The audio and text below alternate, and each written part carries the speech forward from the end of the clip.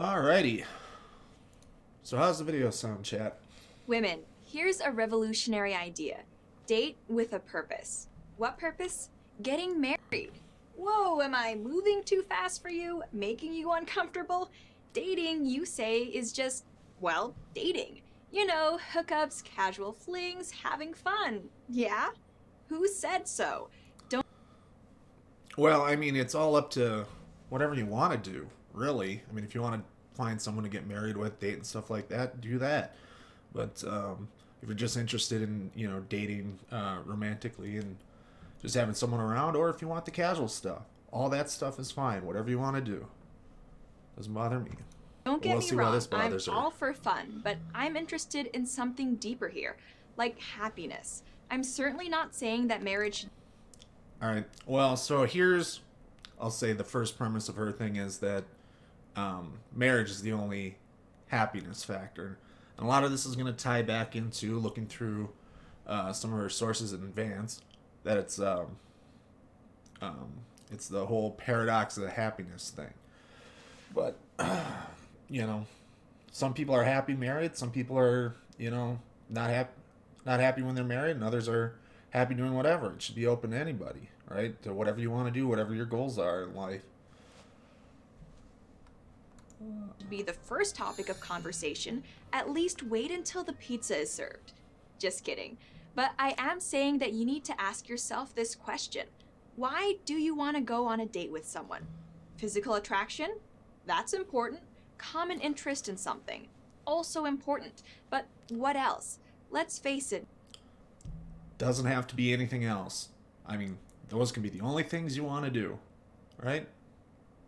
It's whatever you want to do. It's wherever you are in life, whatever you're looking to get out of it. You got one life to live. You might as well do what makes you happy. most of the time we, and by we here I'm referring to women, have no idea. We have no plan. That's okay as far as it goes, but as far as it goes is not very far and frankly not very smart. But let's play out the Okay, so why isn't it very smart? Like, whatever you want to get in a relationship, see how it goes, right? That's how a lot of my um, relationships have started.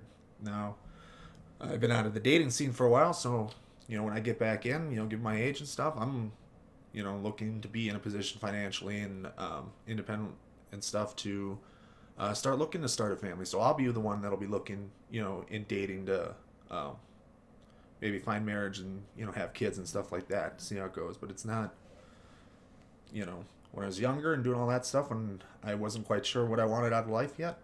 The stuff without a final goal is fine. the scenario. We too often assume that relationships have levels of commitment, progressing, if they progress at all, like video games. A hookup is level 1, dating is level 2, level 3 living together, and then, after we've had those, maybe we're ready for marriage. But in fact, relationships usually don't progress that way. Hookups arise out of whim, impulse, or simple attraction. Dating is often based on compatibility or convenience, and sometimes on the hope that something serious might develop. Living together may be based on real love and a tryout for marriage, but it can also be based on less serious considerations like lack of other opportunities, desire for a roommate, or the inability to afford a single apartment. But marriage is a different enterprise entirely. Those looking for a good marriage are looking for someone who wants to build a shared life. They're looking for Now, you don't have to be getting into marriage to look for a shared life. I mean, none of that's required. So if you want a long-term living partner and don't want to ever get married, your partner doesn't want to get married, and live together, you romantically and that stuff, and that's enough for you. That's going to be enough for plenty of people.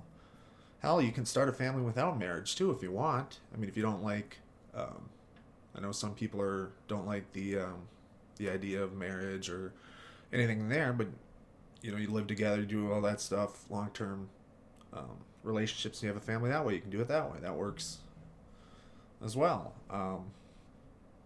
And I don't know about starting from casual hookups or things like that is being a way a lot of relationships starts, or at least that's never been my experience.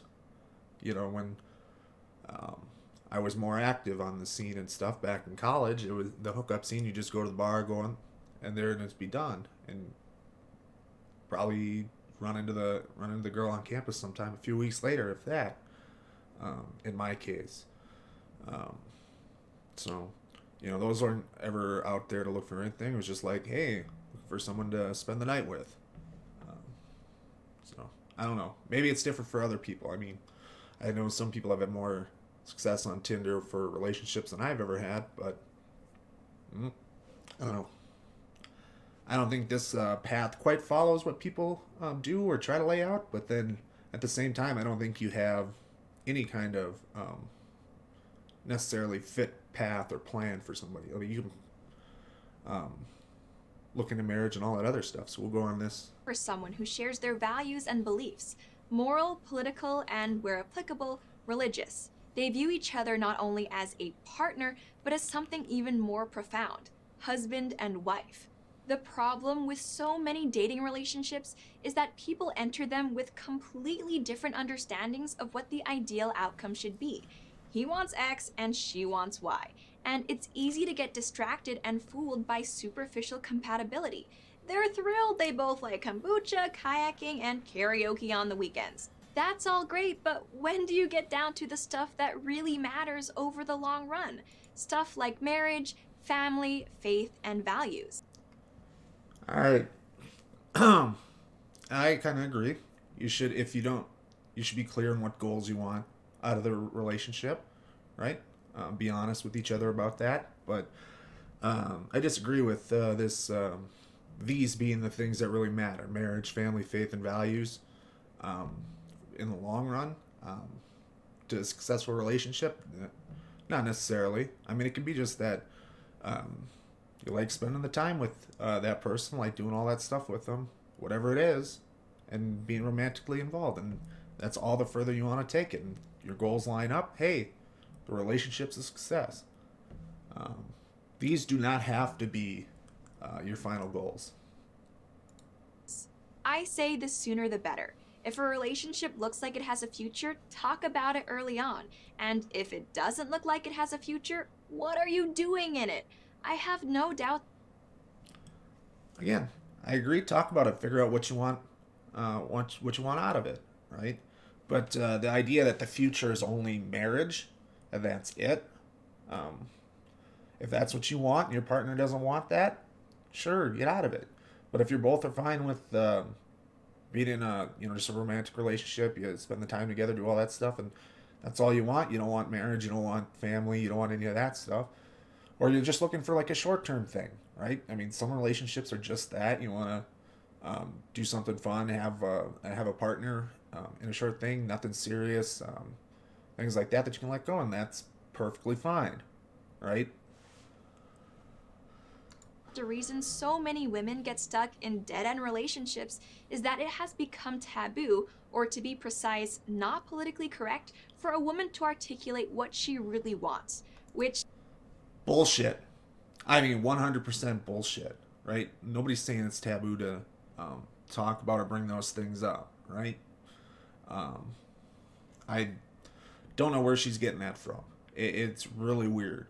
It's a pretty widespread message about telling, being forthright with what you want. Maybe it's different. Maybe it's different from my experience, but it's never been that way for me, and I've always been forthright with what I've wanted out of a relationship. So I think it's bullshit what she's saying. Takes me back to marriage and why women crave it. Here are 3 reasons.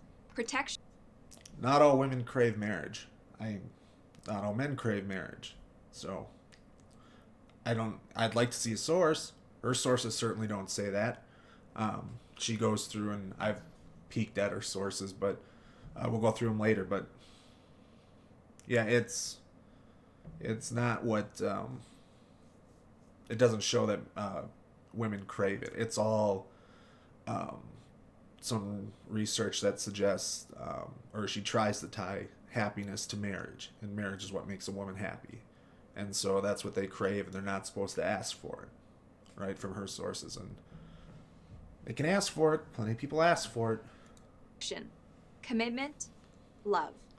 Nothing wrong with wanting those things. It is something women have wanted and great societies have valued for thousands of years.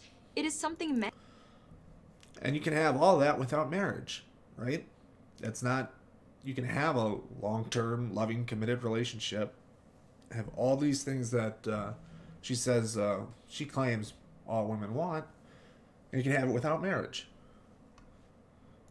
Men still want too. Little wonder, study after study shows that those in good marriages are happier, healthier, even wealthier than those who are not. Like anything you want, you have to work toward it. And anything that isn't moving you toward your goal is a waste of time. It could be a waste of time, not always. I don't necessarily think some of the relationships and stuff I've been in have been a waste of time. They were fun there while they were there. They fulfilled me while I was in them, and then when they were over, they're over. I mean, that's all they gotta be. But it's this stuck on conservative idea that it's marriage and the nuclear family and all that stuff is the only thing that matters, really, in people's lives or in women's lives. It's like, whatever you want to do, it's your life. Live your precious time on earth as you see fit. What's the difference between living with someone and marriage? It's the difference between referring to the man in your life as my boyfriend, significant other, or partner, and referring to him as my husband. Well, outside of the boyfriend part, those other two work just fine. Referring to someone that's married, and really it doesn't change anything, right? And him referring to you as my wife as compared with my girlfriend. Ask anyone who has taken the plunge and they'll tell you, living together and marriage have little in common. It's sort of like the difference between living in a country and being a citizen of that country.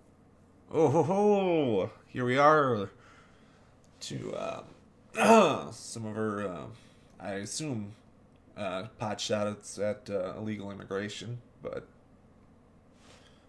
we'll see. The latter, with its commitments, obligations, and expectations, means a lot more. To someone who tells you. All right. All those things are involved in relationships as well, like besides marriage. All right. So I don't know where those necessarily mean a lot more. I guess it's to each your own.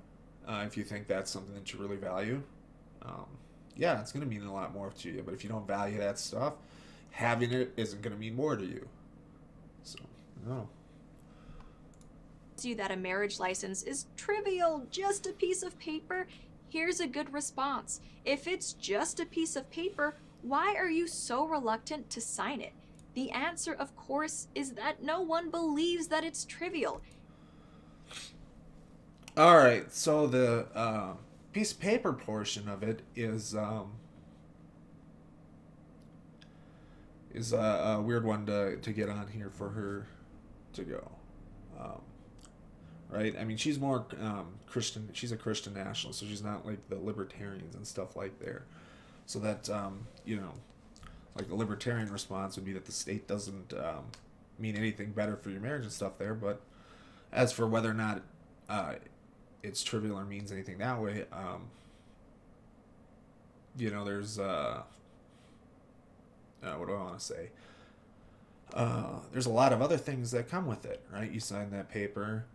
And if the things go south, divorce and alimony and all that other stuff is something that you don't want to tie up with.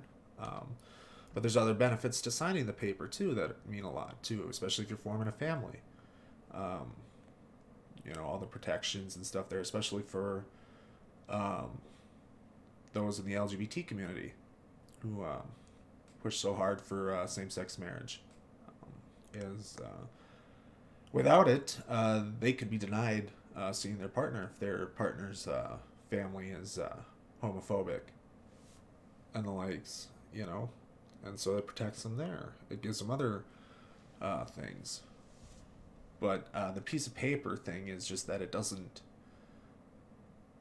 validate the love and stuff that you share with your partner, right? It doesn't mean it make it any different. It's the paper between what's trivial and what's not is all the other stuff that comes legally with it.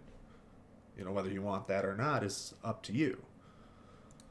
Everyone knows it's the most important decision you'll ever make, so treat it that way. Here's a good rule of thumb. Think about the kind of relationship you want as much as you think about the kind of career you want. I'm not anti-career.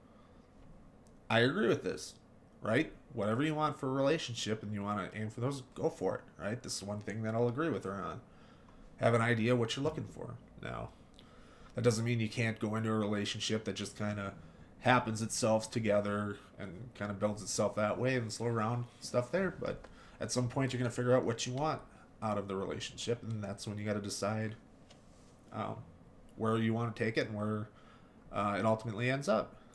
Here, I'm just pro-relationship, specifically pro-marriage, because when you get it right, that's the best relationship there is, and it starts with the first date. I'm Lauren Chen.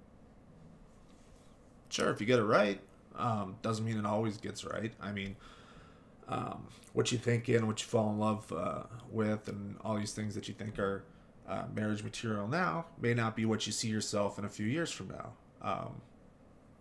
You know, things change, different factors and impacts that on our lives are going to put different things on there and change it. So it's not always going to be the perfect thing just because, oh, it's marriage.